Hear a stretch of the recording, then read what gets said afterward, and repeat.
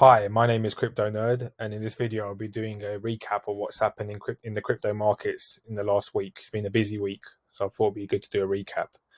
Before we get started, if you can hit the like and subscribe button on Crypto Nerd on YouTube, I'd really appreciate it. My subscriber count's growing daily, currently sitting around about 107 subscribers. So if you go ahead and hit like and subscribe, I would really appreciate it.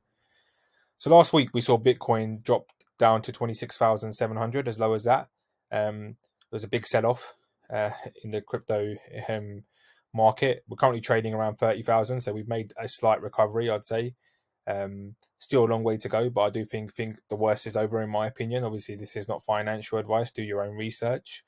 But yeah, we did hit 26,700, which is the lowest Bitcoin has touched since December 2020. And this week is Bitcoin has never had a 7-week red candle, so this will be the 8th week. So the odds would suggest that the sentiment should be turning around shortly. So I just wanted to go through a recap of what's happened. We all saw Luna go from $100 to $1 in the space of 3 days, or $100 to 0.0000. So it's one of the biggest collapses we've ever seen. So if we just have a look at a month price view, just to give you guys an idea. So 99.24, and now we're trading at 0.00001675. So yeah, I did cover off the reasons behind that in an earlier video on my YouTube channel, so I won't go through it again, but it was a dramatic collapse. There was a short revival on Luna where we saw a big pump. So Luna pumped up to 1,000% when D Kwon announced a recovery plan. But we saw Luna was suspended on a number of exchanges. It's probably in a cryptocurrency I'll stay away from at the moment. But yeah, that was a massive, one of the biggest coins out there. It was in the top 10 in terms of market caps, now jumped down to 210. And their stable coin also, which used to be $1, has now suffered as a result. So if I show you Terra, see, I think it's trading at 0.17. Yeah, again, it's meant to be a stable coin, so it should be at $1. So yeah, that's currently trading in 38th in terms of market cap. In terms of other news during the week, we did have some good sentiment. Australia announced that they would list 2 Bitcoin ETFs and the Ethereum ETF on May the 12th, which they did. And that went live, so that's big news. ETFs are quite important.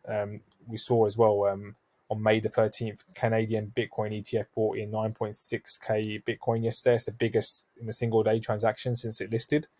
So yeah, we can see that that's going to obviously bring in more people buying Bitcoin, etc. We also saw one of the biggest, UAE's largest airline, in fact, Emirates, announced that they're going to accept Bitcoin as a payment method. Obviously, that's bullish news. We're seeing corporate entities now accept Bitcoin as a form of payment. Last week, we saw Gucci announcing they'll accept Bitcoin and other cryptocurrencies in their offices.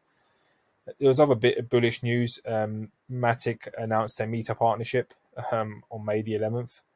So yeah, that was another big news. Matic also announced that Polygon Nightfall, which is something that I will be coming off on my channel later on in the week, is launching on the 17th of May. Again, bullish news.